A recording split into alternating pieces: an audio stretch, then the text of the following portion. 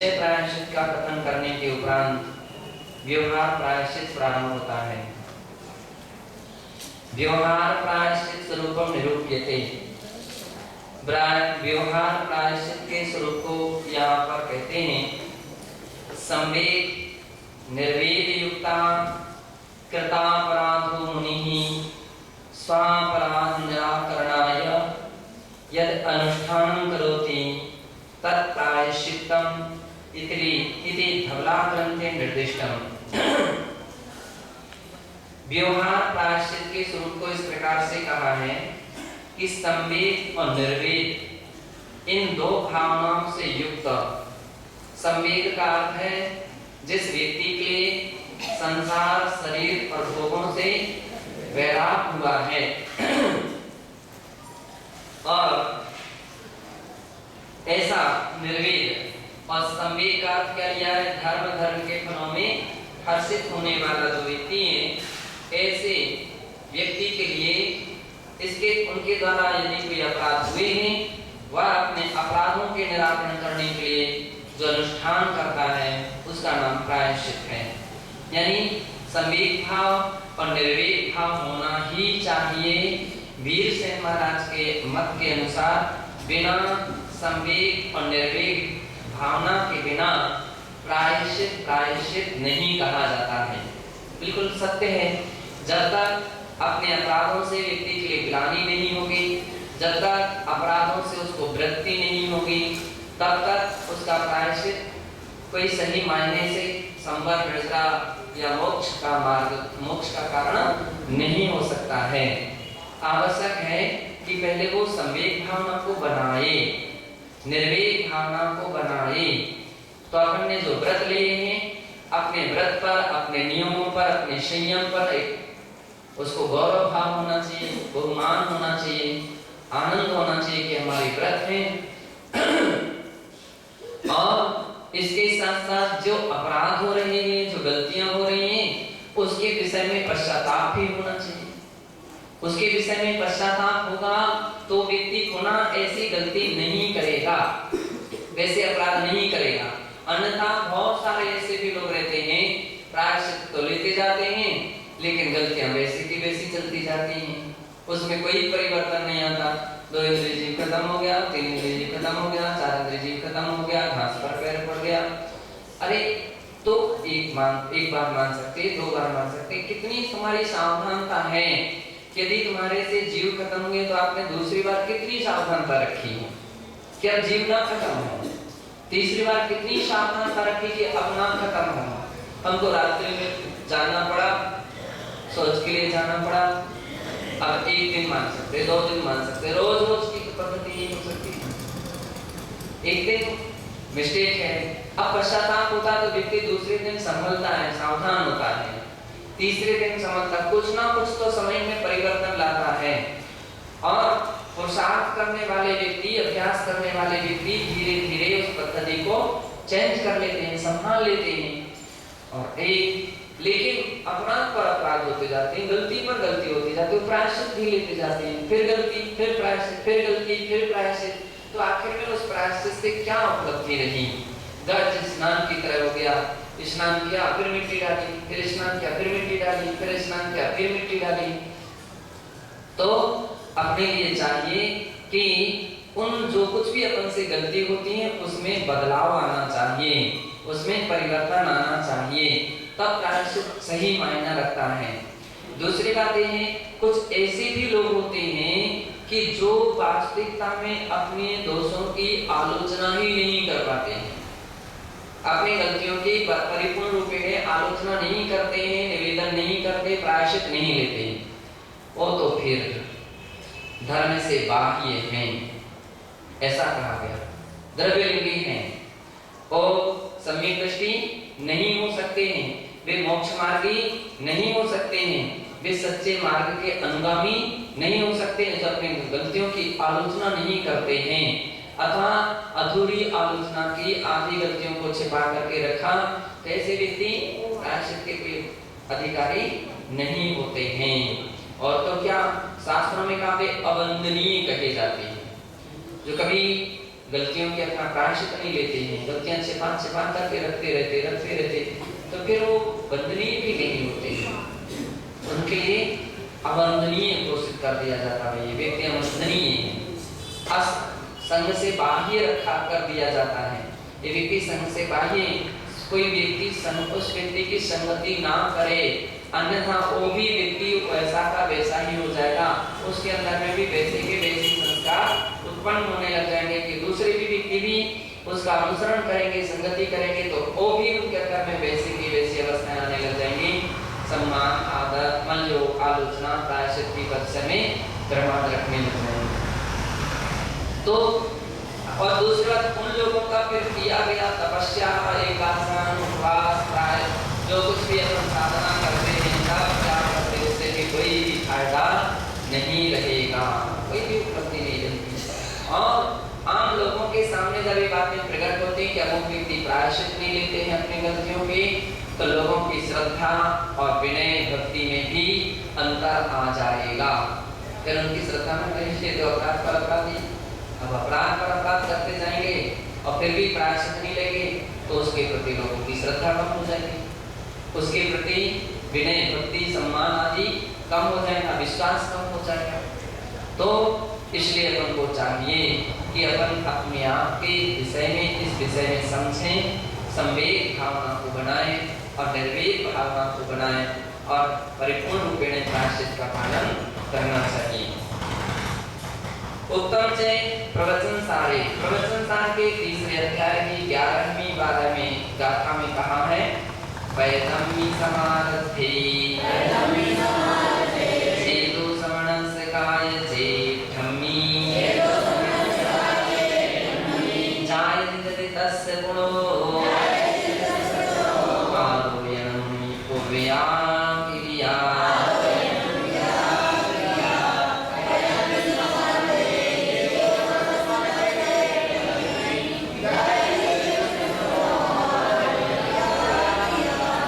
कह रहे हैं कि पैदम्मी समारथे, अपने संयम का प्रयत्न पूर्वक, जो यत्नाचार पूर्वक प्रारंभ की गई जो संयम आराधना है, उसमें यदि श्रवणस्य, श्रवण यानी साधुओं के द्वारा, काय चेक्षमी छेदो, यदि काय चेष्टा रूप कोई छेद जाए, यदि छेद हो जाए यानी कोई दोष लग जाए, तस्य गुणो आलोयन कुर्या क्रिया, उसके लिए आलोचना पूर्वक प्रायश्चित लेना चाहिए। आलोचना पूर्वक यानी उस सारे दोषों की सारी आलोचना की जाती है, सभी प्रकार के दोष हुए तो क्यों हुए, कैसे हुए, निश्चल भावना से उन दोषों के विषय में बताया जाता है अपने गुरु से, और इसके उपरांत जो प्रायश्चित देते हैं तो उस प्रायश्चित को लेते हैं, तब कहीं वह प्रायश्चित पद्धति परिपूर्ण मानी जाती है। जो व्यक्ति ऐसा नहीं करते हैं तो फिर उनकी जो पैदम्मी नहीं, प्रयत्नशील ही नहीं है संयम में, जिनकी संयम साधना में प्रयत्न नहीं है, तो उनकी संयम साधना तो केवल भारभूत हो जाएगी, केवल दिखावा ही रह जाएगी, वास्तविकता में उसके कल्याण का हेतु नहीं बन सकेगी। इसलिए आचार्य महाराज ने यहाँ पैदम्मी समारथे एक विशेषण दिया है कि संयम साधना में आपका प्रयत्न कितना है, तो प्रयत्न भी तो होना चाहिए कि हमने इतना प्रयत्न किया था, ऐसा प्रयास किया था, इतना प्रयास करने पर भी, इतने प्रयत्न करने पर भी हमसे अमुक दोष हो गया है, तो उसका प्रायश्चित है। और प्रयत्न ही नहीं किया गया है, प्रयत्न ही नहीं किया गया है, प्रमाद चलता रहा है, तो आचार्य कहते फिर उस प्रायश्चित से कोई उपलब्धि नहीं रहती है। और छेद पौतो समणो समणम महारणम जिणम धम्मी आसे चालो चित्ता वदित्थं तेन कायम।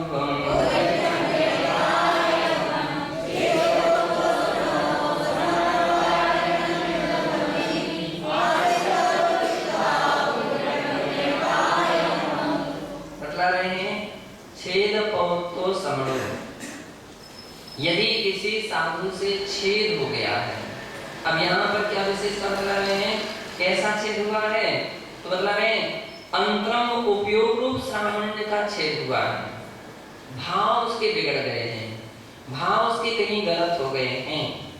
तो व्यवहारिणम जड़ मदम्मी, तो जैन मत में व्यवहार में जो कुशल हैं ऐसे जड़ मदम्मी आसित जालोचिता, ऐसे व्यवहार का तात्पर्य प्रायश्चित ही कहा जाता है। आचार्यों के 8 गुणों में एक गुण आता है व्यवहार कुशल। व्यवहार कुशल यानी प्रायश्चित कुशल, जिन्होंने अनेक बार अनेक लोगों को प्रायश्चित दिया है अथवा उन्होंने प्रायश्चित देते हुए अपने गुरु के निकट से उस बात को समझा है या गुरु ने उनको सिखाया है, समझाया है। खाली देखा देखी नहीं होना चाहिए। हम तो रोज देखते थे, यहाँ तो रोज प्रायश्चित मिलता था, तो हमको देखने का अभ्यास है, तो देखने का अभ्यास नहीं, गुरु ने तुमको क्या अभ्यास कराया है। तो बहुत सारे लोग ऐसा सोचने लगते हैं कि महाराज ऐसा देते थे तो तुम भी ऐसा कर लो, महाराज ऐसा देते तुम भी ऐसा कर लो। वो 2 उपवास दे देते थे, वे 1 उपवास देते थे, वे नीरस दे देते थे, वे कोई 10 परित्याग देते थे, आप भी कर लीजिए। नहीं, वो व्यक्ति प्रायश्चित देने का अधिकारी नहीं है। प्रायश्चित देने का अधिकारी वही होता है जिन्हें गुरु ने प्रायश्चित शास्त्र का अभ्यास कराया है और अपने निकट से प्रायश्चित देना लेना सिखाया है।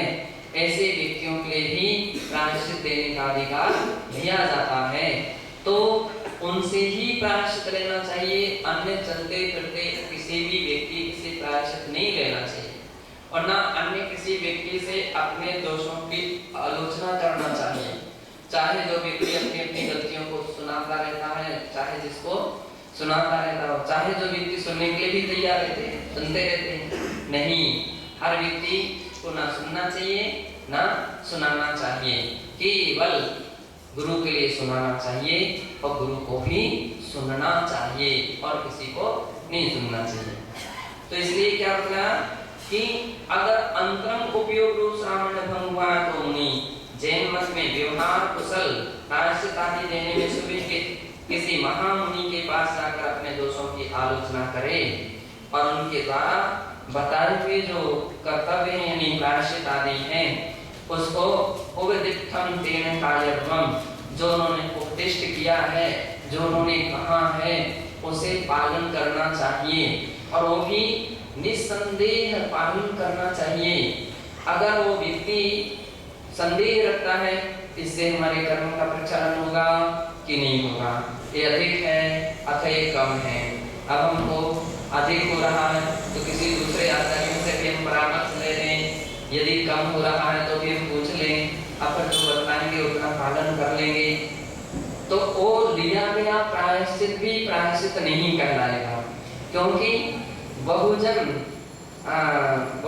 नाम का एक दोष होता है, तो उसके बहुजन दोष के अंतर्गत इसमें समावेश किया है कि अनेक लोगों से पूछ करके प्रायश्चित ले रहा है, तो फिर वो श्रद्धा नहीं है उसको, और श्रद्धा नहीं है तो कितना भी प्रायश्चित दिया जाएगा और प्रायश्चित उसके उस दोष के धोने में सक्षम नहीं होगा। तो जो प्रायश्चित दिया जाता है उसका पालन श्रद्धा के साथ करना चाहिए। आलोयना परिणतो संपच्चितो गुरु सयासं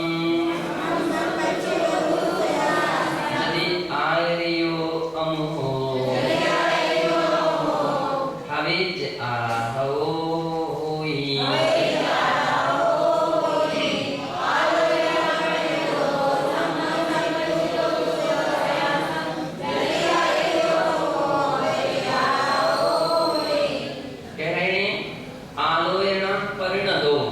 कोई ऐसे भी साधक हैं कि जो गुरु के पास तो नहीं है, गुरु से दूर है, अब जो पास में हो तो तत्कालता में प्रायश्चित लेते हैं। गुरु के पास रहने की सबसे बड़ी उपलब्धि ये रहती है कि अपन से जब भी कहीं दोष होते हैं तत्कालता में ले लिए जाते हैं।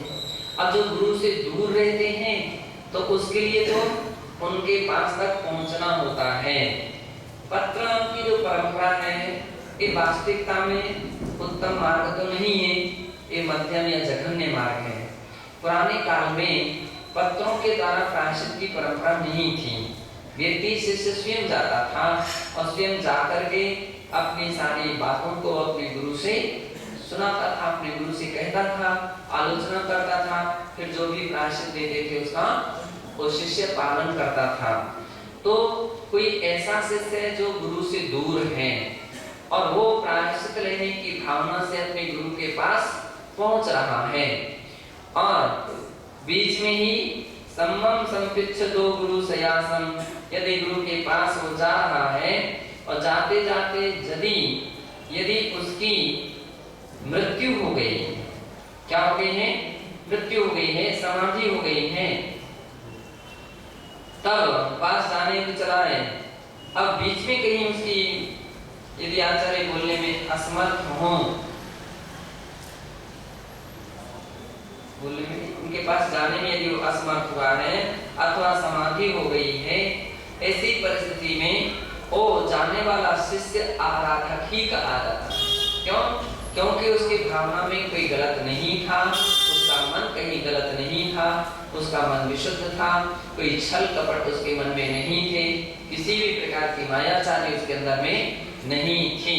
वह आलोचना के लिए निश्चल भावना से चला था और बीच में ही उसकी समाधि हो गई, तो आलोचक ही कहा जाएगा। लेकिन जो व्यक्ति पास में रहकर के भी आलोचना नहीं करता है, वो आलोचक नहीं, वो आराधक नहीं है। जो मैं बतला ना, आराधक जो होता है उसकी आराधना की जा सकती है, आराधक ही नहीं है तो फिर वो आराध्य कैसे सिद्धि कर सकता? अपनी आराधनाओं की भी सिद्धि नहीं कर सकता है। अपराधे संयम भंगादि के जाति सती अविलंबम एक तत्प्रकाशनं गुरु आचार्य समक्षे करणीयं संयतेन मुनिना इति शास्त्रकाराणां निर्देशो वर्तते। अपराध होने पर संयम भंगादि के जाते सती अर्थात संयम आदि के भंग हो जाने पर अविलंबम एव तत्प्रकाशनं गुरु आचार्य समक्षे, उसके लिए अविलंब अर्थात बिना विलंब के अपने आचार्य के पास या गुरु के पास जाकर के करणीयम संयतेन मुनिना, उस संयत या मुनि के द्वारा आलोचना आदि यानी प्रकाशन करना आवश्यक होता है कि मुझसे ऐसा अपराध हुआ है, मुझसे ऐसी गलती हो गई है। जो ऐसा कुछ प्रयत्न और प्रयास करता है वो व्यक्ति क्या है? संयमी। अब अविलंबन अविलंब रूप में यानी विलंब नहीं होना चाहिए, लेकिन इसका अर्थ ये भी नहीं कि कोई आचार्य सामायिक में बैठे हैं, कोई स्वाध्याय में बैठे हैं, कोई क्लास में बैठे हैं, कोई प्रतिक्रमण में बैठे हैं और उस समय से हमको 3 इंद्रिय खत्म हो गया, हमसे फलानी गलती नहीं। अविलंब का अर्थ है कि जो समय निर्धारित किए गए हैं उस समय में आलोचना जरूर कर लेना चाहिए। कल परसों और आगे के पीछे के लिए छोड़ करके नहीं रख लेना चाहिए। हम अब आज मूड ठीक नहीं है, आज नहीं करेंगे, हम कल कर लेंगे, अब कल नहीं परसों कर लेंगे, हम बाद में कर लेंगे, अभी क्या जल्दी पड़ी है, जितना देंगे प्रायश्चित तो ले लेंगे। ऐसे लोगों के प्रायश्चित बढ़ जाते हैं, प्रमाद शुरू हो गया ना उसके अंदर में। सबसे बड़ी गलती है, गलती में भी एक नई गलती शुरू हो रही है, वो प्रमाद करना उसने शुरू कर दिया है। और जिसका प्रमाद शुरू हो गया है तो पहली बात तो प्रमाद होगा, प्राण विप्रोपणम हिंसा हो गए। अब जब जितने दिन तक की वो आलोचना, जितने दिन की बात करेगा उतने दिन तक का वो दोष बढ़ता बढ़ता चला जाएगा। यूं कहा जाता है कि जैसे कोई व्यक्ति रुपया पैसा बैंक में जमा करता है या बैंक से निकालता है, तो जब तक वो जमा ना करते निकाले, तो जब तक जमा ना कर देगा तो क्या लगेगा? ब्याज लगता रहेगा, हैं? तो ब्याज बढ़ता जाता है। अब वो अनावश्यक प्रायश्चित बढ़ते चले जाते हैं। कुछ लोग ऐसे 2 दिन का प्रायश्चित, 3 दिन का प्रायश्चित देते थे, 4 दिन का प्रायश्चित, अब 2 दिन 3 दिन 4 दिन, आप इतने दिन तुम कैसे छिपा करके रखोगे? तो तात्कालिक हमें आपको चाहिए कि जिस दिन की मिस्टेक है उसी दिन अपनी बात कर लेना चाहिए। तो ऐसे प्रायश्चित होते हैं। ये बात अलग है कि कुछ बातें ऐसी रहती हैं कि जो डायरेक्ट बोल नहीं सकते हैं सबके सामने, तो व्यक्ति क्या करता है, सांकेतिक रूप में लिख करके दे देता है कि हमसे ऐसी ऐसी मिस्टेक हो गई है, ऐसी ऐसी गलती हो गई है। अब हो सकता है कि वह गलती के विषय में गुरु विस्तार रूप से समझना चाहते हैं, जानना चाहते हैं, तो फिर उसको अलग से बात करना चाहिए, है ना। और अधिकांशतः ऐसी कोई गलती होती है तो उसको लिख करके देते हैं, और लिख करके दे देते हैं तो जो गुरु प्रायश्चित देते हैं वो ऐसा उनको प्रायश्चित दे दिया जाता है। तो इसमें विलंब नहीं करना चाहिए। सबसे बड़ी बात यह है कि प्रायश्चित लेने में कभी विलंब नहीं करना चाहिए, कल परसों पर नहीं छोड़ना चाहिए। और दूसरी विशेषता है, गुरु या आचार्य के समक्ष ही प्रायश्चित लेना चाहिए, अन्य किसी के समक्ष प्रायश्चित नहीं लेना चाहिए। गुरु आचार्य का अर्थ है कि जो हमारे जिससे हमने दीक्षा ली है और दीक्षा गुरु ही प्रायश्चित देने के अधिकारी होते हैं, दूसरा कोई प्रायश्चित देने का अधिकारी नहीं होता है। तो ये विशेषता यहाँ पर दी है, ऐसा शास्त्रकार का निर्देश है। उत्तम से भगवती आराधना ग्रंथे, भगवती आराधना ग्रंथ में गाथा नंबर 543 में कहा है, कल्ले परे पर दो काम शरणान चरित सोधिति, ये संकल्प मदीया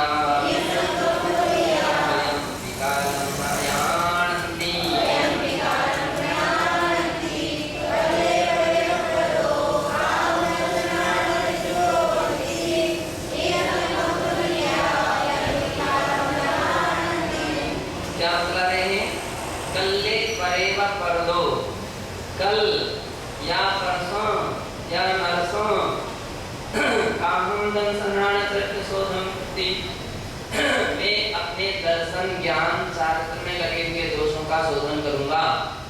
क्या कल परसों कर दूंगा?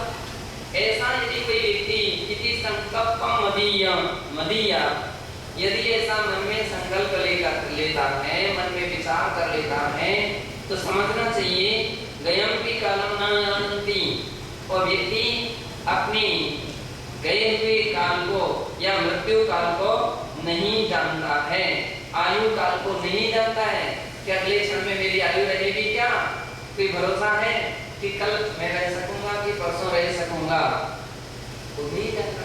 पल भर का पल का भी खबर नहीं। जब अपन बोलते हैं जीवन का कभी कोई क्षण का पता नहीं रहता है, किस क्षण में किसके जीवन में क्या घटना घट जाए कोई पता नहीं। कभी कोई अकस्मात घटनाएं घटती हैं, हम देखते हैं भूकंप हो गया, कहीं अनेक एक्सीडेंट हो गया, कहीं कोई और भी आपदा आ गई। अब ऐसी परिस्थिति में कोई पता है क्या? सोचने वाला सोच रहा था मैं कल ये काम करूंगा, परसों ये काम करूंगा, महीने भर की 15 दिन की योजना बना करके रख रहे हैं, है ना, और एक क्षण में ही उसकी मृत्यु हो गई। विचार करेंगे तो जो ऐसा सोच लेता मैं कल प्रायश्चित ले लूंगा और बीच में ही अगर अपनी आयु समाप्त हो गई, मृत्यु हो गई, तो वह प्रायश्चित नहीं माना जाएगा। इसलिए प्रायश्चित तत्काल में लेना चाहिए। ऐसा भगवती का आचार्य श्री शिवकोटि मुनि महाराज का कथन है, ऐसा उनकी आज्ञा है। और